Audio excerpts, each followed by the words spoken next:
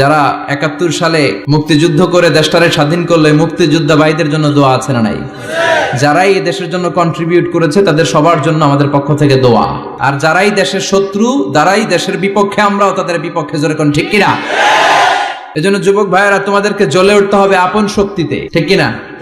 নোংরা ছাত্র রাজনীতি আছে না নাই?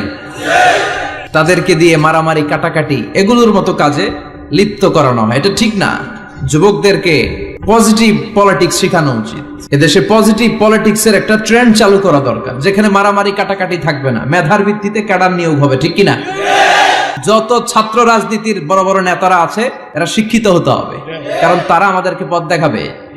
তারা সামনে হাঁটবে, আমরা পিছনে পিছনে হাঁটবো, ঠিক কিনা? তো এই জাতীয় যে ইনকনসিস্টেন্সি আছে, এগুলো থেকে আল্লাহ আমার দেশকে তুমি হেফাজত করো। আমরা তাদের জন্য দোয়া করি, তারা যেন সত্যিকার অর্থে একটা সুজলা সুফলা শস্য শ্যামলা ডিজিটাল বাংলাদেশ আমাদেরকে উপহার দেয়।